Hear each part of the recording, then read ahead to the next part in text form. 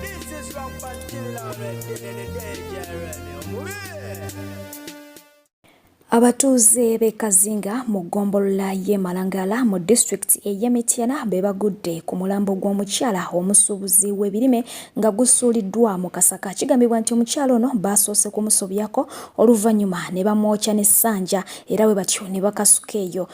Poliisi egenda maaso n'okuba ng'ate enoonyereza era ng'ono yabadde yakazibwako eri amamayisima ku kitundu. Ku Phoebe the news anchor kwoli omulungi omwagalwa mpuliriza bwe ntyo nkwanirizaako mu ddakiika eno yennyini atengera nnyongera okwebazaako gyonna gy'otuusaako engalo eyo gy'osinzira okuba nga ate okakkalabya. Yo famire y'omugenzi agambibwa okuba nti yafiiridde ku maka g'omukyala amanyiddwa nga Spice Diana mu bitundu eby'Emakindye eyongedde okuba nga ate eruma ogw'emmanga n'ogw'engulu nga bagamba nti baagala omukyala ono akwatibwe era asibibwe. Bano bategeezezza nti enfa ya muganda waabwe sinnambulukufu n'akamu n'akatono ddala okusinziira ku bigenda mu maaso bo nga bo we babiraba era nga bagamba nti ekyamuteereddwako eky'obubbi ekyo kyakwekwasa. Bagamba nti ye muntu abadde ayagala ennyo Spice Diana era ng'akola bukubirire asobole okuba ng'ate alaba nti akola naye oluyimba. Bano bagenze mu maaso okuba ng'ate balaga bulooka omugenzi z'abadde akuba asobole okufuna ensimbi abeere ng'ate mbu akola collaboration n'omuyimbi amanyiddwa nga Spice Diana era nga bano bagenze mu maaso okuba ng'ate balumiriza nti ebintu by'omugenzi ebimu byasigadde ne ba bodyguards w'abakanyama b'omukyalo oyo amanyiddwa nga Spice Diana. Weewaawo kigambibwa nti wadde nga yayitiddwa ku poliisi y'e Katwe tannaba kuba ng'ate atuukayo okukola statement wabula nga ye manager we amanyiddwa nga manager Roger yavuddeyo bw'atyo n'agenda maaso okuba ng'ate abategeeza nti ye Spice Diana bino talina kye bimukwatako oba tebirina we bimukwatirako. Jjukira nti bategeeza nti omwami oyo yabadde mubbi era nga yabadde agezaako kuwalampa kikomera kugwa mu maka g'omukyalo oyo.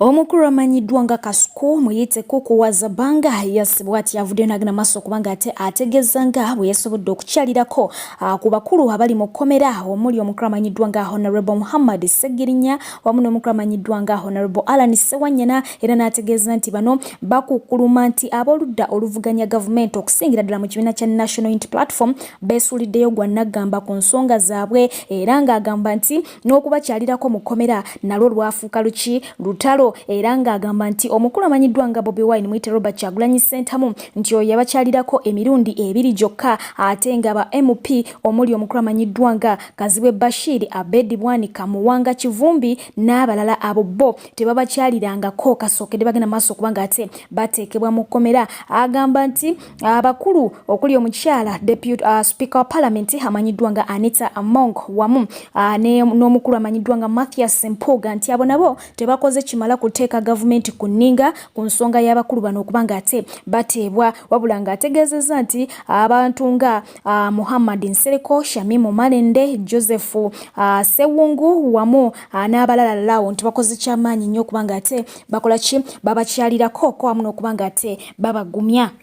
Bwetudde saidi eno ye Minister wa ICT and National Guidance omukulu amanyiddwa nga Dr. Chris Baryomusa bw'atyo avuddeyo n'agenda maaso okuba ng'ate akakasanga Kiswahili bw'amaze okubeera adopted and approved okuba ng'ate asomesebwa mu ggwanga lyettu Uganda ate nga agenda fuuka naye official language mu ggwanga lyettu Uganda. Agamba nti kino bagenda maaso okuba ng'ate bakiteesaako babakyogerako omwaka gwali gwa 2021 ennaku z'omwezi nga 21 mu February akakiiko ka East African Community yasabwe batyo ne bagamba nti kakati ennimi 3 zizijja okuba ng'ate zikola mu mawanga gano aga East Africa omuli Tanzania, Uganda, Rwanda, Burundi, Kenya ne Congo wezityo ne bagamba nti kujja kubaako French, Swahili wamu ne English. So abaana bakuba ng'ate munange babikola ezo ennimi zonna babiri nga bazikola mu bibuuzo nga ziri kompaluzani nga tezikyaliza kola ki za kusuula.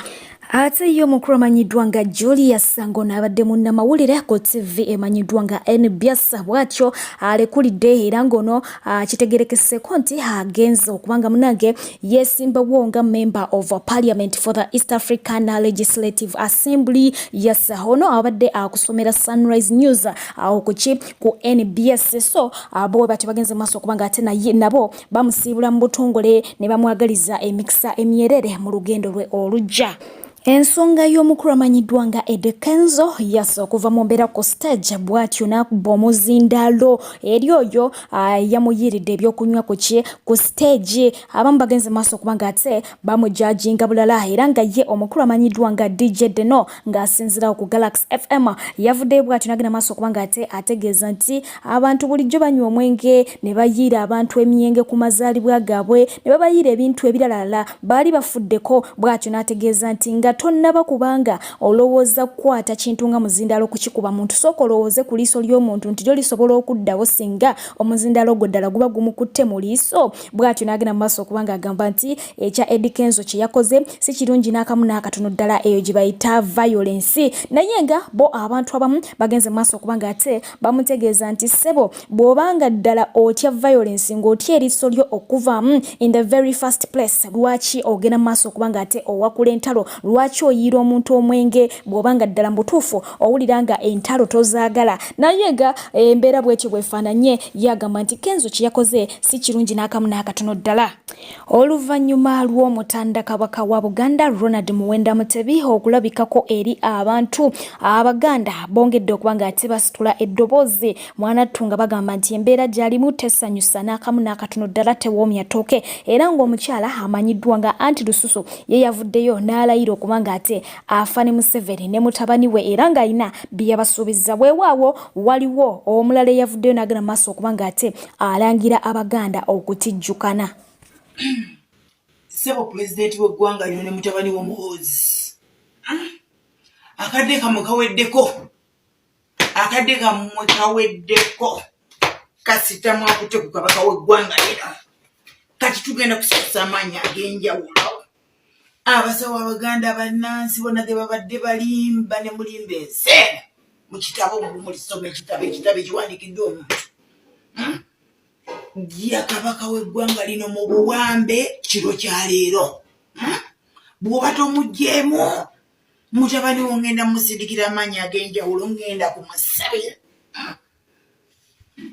kumusindikira amaanyi ag'enjawulo akwejjire mu buyinza ekiro kya leero. Oba si kyo mutabani wo agenda kwettira ja kabaka wa Buganda mu bintu byo. Obbi ensi ogimazeewo okyayagala ki? Weefudde Katonda w'oku nsi kuno naye musajja gw'ojooga. Nze ndi muzzukulu wa Ntwala ate bye nkugamba ngenda kubikola. Muyine emmundu emitwalo 5 gisukala emitwalo 5 munnoonye bwe muba musobola okunfuna bwe mubanga muyina amaanyi.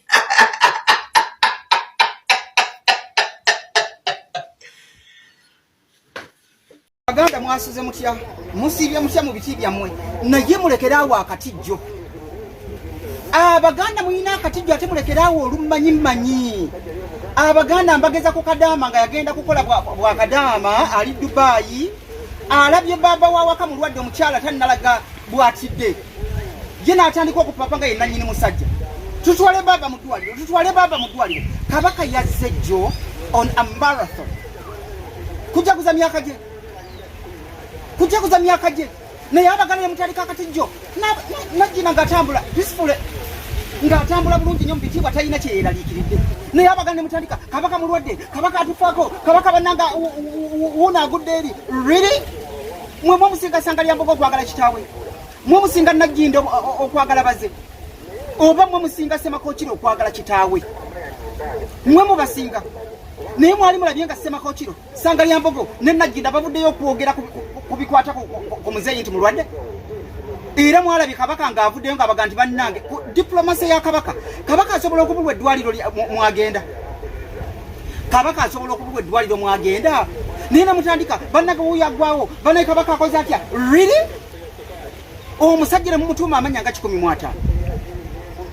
Musota bannange yaani, Salambwa bannange empologoma yaani. Kabaka yabagamba ddi nti ayagala amannya ago gonna. Mukakasa Nagginda bw'abeera ewuwe ng'akedde ategese breakfast abuuza ku mwami asobola okumuga nti musota wasuza otya? Oba abaana Ssangalya Mbogo asobola okukeera ku makya nanga good morning empologoma? Really? Lwaki mukakatika? Omusajja yakulira Bungereza. He knows what is good for him. Yakulira Bungereza. Omuntu we yakulira Bungereza tujja kuga nti alina amannya 15 nga ne President Museveni alina amannya 4.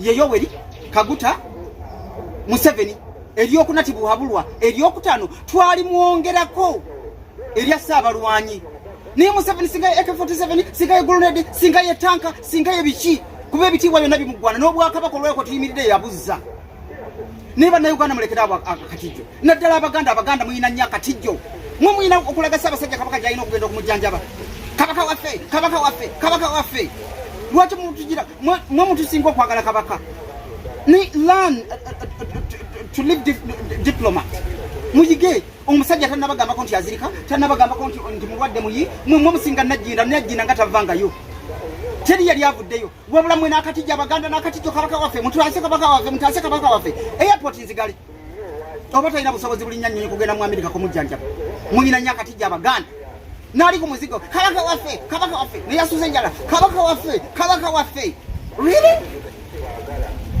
akatijjo omusajja tannayogera Charles Peter Mayiga mwe muvuddewo bayibuli egamba mwawula ebyomuwendo omungi mu bitagasa mututijjirako wewe nkobaimwe abantu baidinda iganga bojirimba retoro komoli nebitonde ebiriraniewo kambandule cloud one disco ngeno nempyaka aidio komenediriwo balina ebyuma ebirikomolembe nga byatusibwa okuva mu iwanga eri America balini ba DJ abakugu abatendekebwa mukugo DJ Farouk okuva mu Los Angeles California United States of America balina emisindalo egikuba jasanikira ekyalo kyona okwotsa n'ebitala ne disco lights edimulisa wabona buli kimwe ekikwetolo olina mukolo gwa kwandula mbaga mazalibwa oba baby shower olina political rallies street bash byonna obikwasaganya batukire ku namba yaibwe yesimu ngobita manager Faizo 0774 oba yogera ne kabwe jumbira nkobo mu bedemweni DJ Farouk ngobita ku WhatsApp plus ndala 742252 toikiriza kyalo kugeya mukolo gwo wadenge nanga havuddeyo n'alabula ku butambi abaana bakyagendera ddala maaso kubanga ate batta obutambi era nga waliwo ke bagamba mbuka full figure okusinzira ku bo kibakola kye balaba naye nga naye bw'onooba okalabyeko onoolaba oba yeye oba si yeye naye nga ate bwe ku mukulu amanyiddwa nga Chris Evans Kawesi yasa akakaadi kagenze maaso kubanga ate kafuluma nga kataayaya wano nga kalaga ati agenda kubanga ate akyala mu maka gye bazaala omukyala amanyiddwa nga Mary Bata enaku z'omwezi nga 12 November so oba bituufu oba luyimba naye nga kyonna kiriwo y'omukulu amanyiddwa nga Sona Ben ow'ebinyanyanyanya leero ajaguza amazaalibwa ge munange katumwagalize birthday ennungi entuufu okukamala omwana okuva e Masaka ate nga y'omukyala amanyiddwa nga Nandutu Juliet okuva mu district ey'Namisindwa yes naye olunaku lwe lwaleero lwe yazaalibwa katugende mu maaso kubanga ate munange tumwagaliza amazaalibwa amalungi amatuufu okukamala ate ng'omukyalo ono amanyiddwa nga Ruth n'abatyanga yase baganda be okuli Juliet, Nora, Mama Jaba, Mama Zidani bagamba nti bakwagala ebitenkanika era nga bakwagaliza birungi byerere munage bakwagaliza amazaalibwa amalungi kamama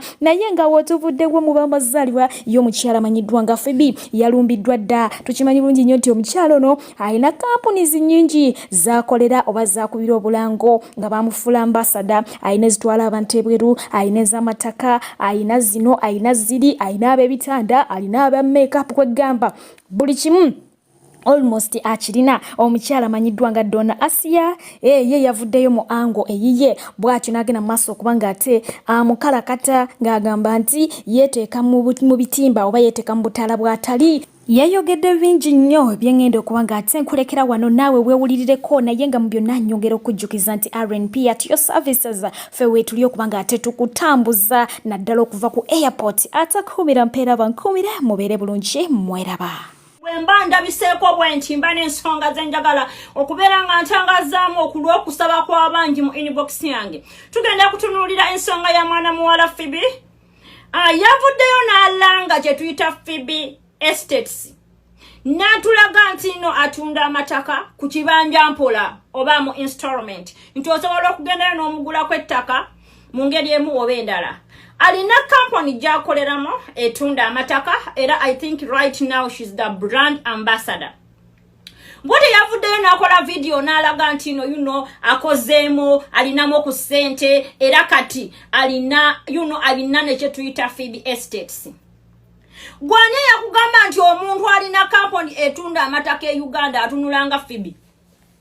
Who told you that? Another question mwe bikadame ebirulunkana ne muddeyo ne mwetanira ne mukola mutuzo obubina bwa mwe wansi. Nabagamba omukisa gwembwa teguyisa mbuzi mu malagala. Gwe bw'otunuulira Phoebe n'obulamu bwe nga bw'atunula okuva ku bigere paka ku mutwe nga tali mu filters yajewa sente ezigula estate y'ettaka. Bana Uganda mulekerawo okukoppa. Tula wotudobere contented necho katonda kyakuwadde. Bw'obanga Phoebe wajja naye mu regimu yemu ye nadde Uganda n'afuuka kyali essaawa zino mmwe abatali mu media temumanyi nti fono mu media we fake life. Temumanyi nti wano mu media we are used. Now Phoebe she is used. Trust me. Akubira company bulanga bwakutunda mataka. Naye mulya mupipira simanyi yakikuba wa. Yakikuba wa. Ani yalabye ku kizimbe kya Phoebe? Ani yalabye ku kizimbe kya Phoebe, apartments za Phoebe, business za Phoebe. Kobere waliwe ku bitala gye yalinga era yali akuba bulango. Bwatyo Katonda namuyamba nafuna omulimo sawa zino gwe tulabako okubeera nga I think ali advertiser oba ali brand ambassador wa company etunda amataka. Naye kati olowooza nti e Uganda ne wanagattagatta emirimu tasinga gwali ku kyeyo. First of all, obulamu bwa Uganda bwa kuspendinga very expensive. Phoebe kati yegulira okuva ku ngaato gy'ayambala empale z'omunda na buli kimu. Gwe kadama atudde mu nnyumba bwabanga wajja kugoba kirooto kyo tuza akabina ku ttaka n'egiba myaka 4. Omuwala bwakusasulira mu budde akuliisa akunywesa abamu babagulira ne babagulira ne always lwaki temutuza bubina wansi. Muve ku bantu kati ogenda n'otunuulira ng'ekiwemmeme ku kya Phoebe nti kisobola okuvaala ne kigamba nti simanya abantu abamu badibira ku kyeyo mukwano ffe abali ku kyeyo nawe ali ku ground gwe yeeyita nti oli mu nsi yo tukunyirira okusinga. Tulina ebirooto okusinga, tulina bingi bye tukolera abana Uganda oba Uganda nga ensi yaffe. Naye kati gwe Phoebe esawa no kikyogasa Uganda toyina kyogigasa. You are just working for your stomach, makeup, posine data, kotade ne simu. Ne sente za transport. So, muleme kutunuulira bulamu bw'abantu abantu abayita the so celebrates oba TikTok oba big TikTokers mubeere inspired by those people. They are just used. Basiru bakozesebwa.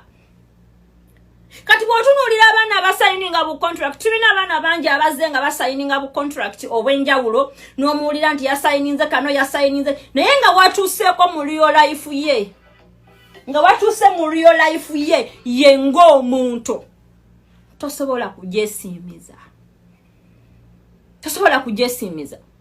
Mulowooza nti bu company nze ayogera nammwe essaawa zino nina opportunities ze baleeta mu inbox yange simanya si yatwagala otukolere nobagamba okay I'm ready to work with you people naye ati tulina kutuula ku mmenza twogere nakugamba tubadde twagala tumanyi onaatukolera ku mitwalo 3 ku mitwalo 4 nkozesa internet yakakadde omwezi goyagala ojje kukubira akalango okumala emyezi 3 ng'ompadde emitwalo 5. Uganda is style up. Mutuule wansi mwe branding mukola amanya gammwe muzimbe page zawe muziteekeko security ekiseera kigenda kutuuka nga mufunye sente mukozese page zammwe okulanga ebyamaguzi byammwe n'ekirala bw'otulanga ku mmenza ng'olina platform yo welamule sente ezikujjaamu kubanga bino ebintu bye tukola tubiteekamu obudde bungi n'amagezi mangi mulekerawo okukolerera bannammwe mugenda kufa nga muli baavu.